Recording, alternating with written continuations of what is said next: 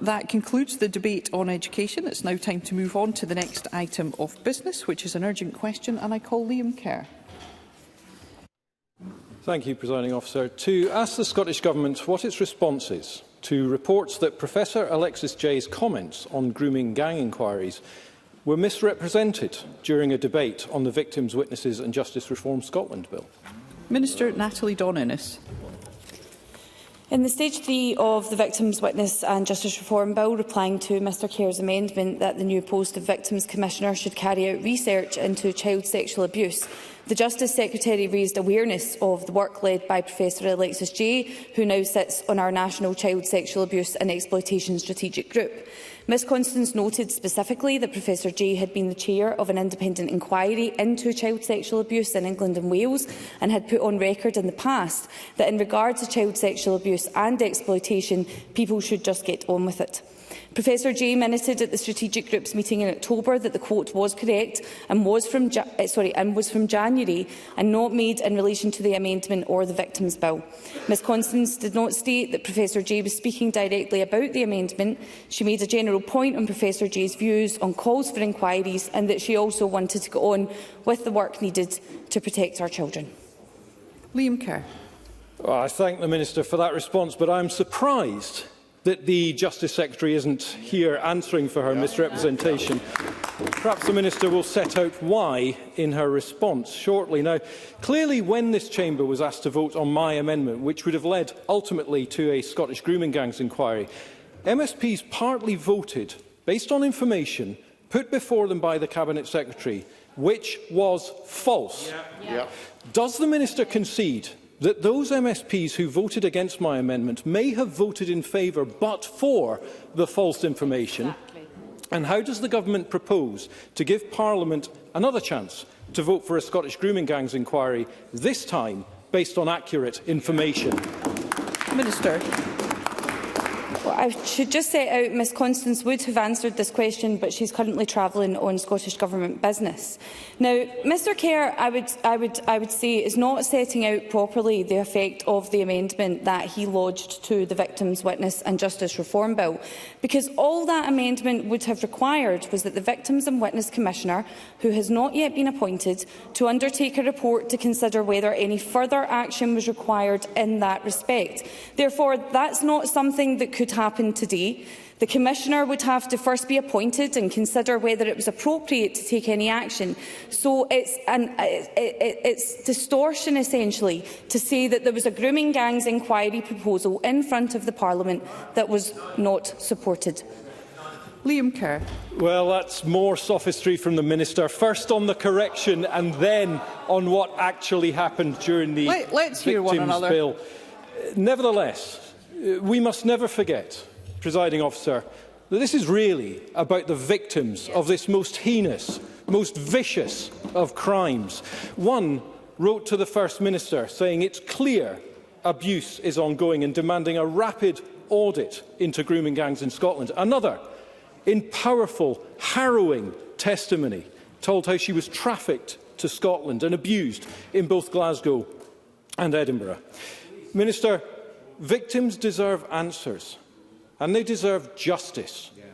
Can the Minister confirm that now that the Cabinet Secretary is making accurate representations, she will finally grant a full Scottish grooming gangs inquiry?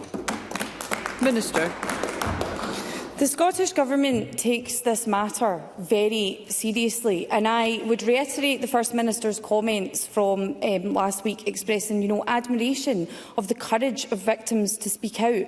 And I am also deeply saddened to hear of any instances of this. But continue to encourage anyone who has been the victim of abuse such as this to report it to the police, who, of course, take these crimes very seriously. Now, protecting children from harm is an absolute priority, and that's why we're taking a number of actions and have been very clear that we are prepared to give consideration to a grooming gang inquiry. But we need to be clear that that is the best use of time and resources, or if there are other steps that would be more impactful for the victims and those people affected. Pauline McNeill. I wrote to the Cabinet Secretary this week about ensuring that the Government are not dismissing the fact that Scotland does not yet know the extent of the problem of grooming gangs, and I would like a briefing on this for opposition parties. But can the Minister, on behalf of the Cabinet Secretary today, given that the Scottish Government relied on the words and quoted Professor Alex Jay, but had not spoken to Professor Alex Jay to persuade this Parliament not to vote for Liam Kerr's amendment, can the Minister tell Parliament now, have the Government now spoken to Professor Jay? Do you have her advice on whether or not there should be a further inquiry into the sexual abuse of children in Scotland? Always through the Chair, please. Minister. I've been very clear that protecting children from harm is an absolute priority for me and the Government. Sexual abuse and exploitation are abhorrent crimes with devastating impacts on victims and their families. Now, I've set out clearly in my response to Mr Kerr the position on the comments around Ms G, and also around the positioning and the clarity that I think needed provided in relation to the amendment. I've been very clear that we are taking a number of steps in relation to both the actions that Police Scotland and the national group are progressing.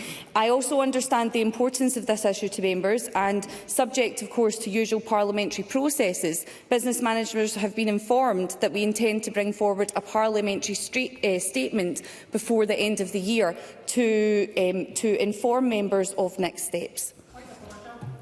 Point of order, Pauline McNeill. I rarely raise points of order in this chamber, but, Presiding Officer, perhaps you can give us your guidance. What was the point of the Presiding Officer yourself selecting an urgent question?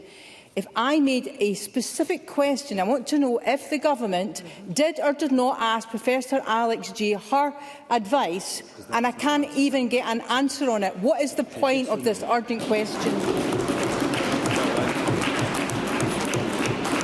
Thank you.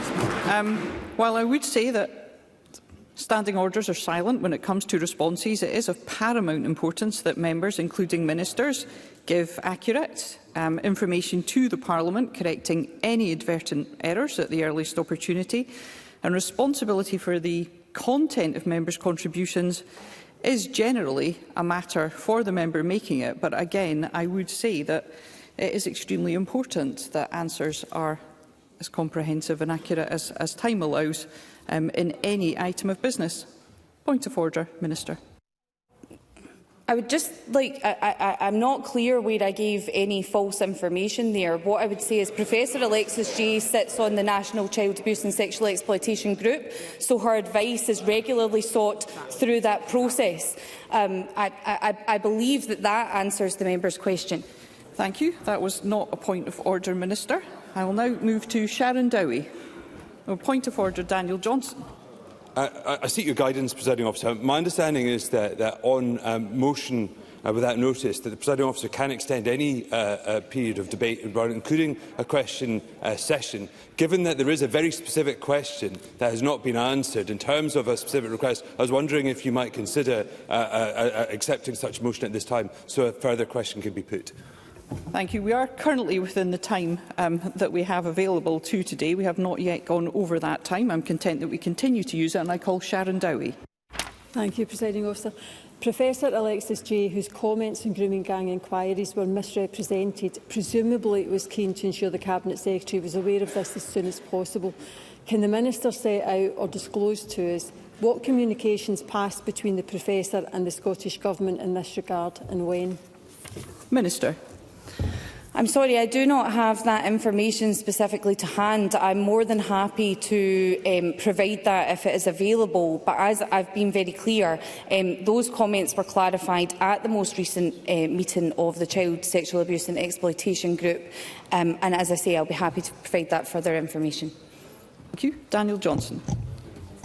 Thank you, Presiding Officer, and I'm grateful. Again, can I ask the very specific question? Has the Government sought the advice of Professor Jay as to whether or not the independent review of child abuse cases is required in Scotland? Was that specific question put to Professor Jay, yes or no? Minister. I feel I have given a specific answer on that. Yes, advice has been sought through Professor Jay via the CSAE group. Thank you. That concludes the urgent question.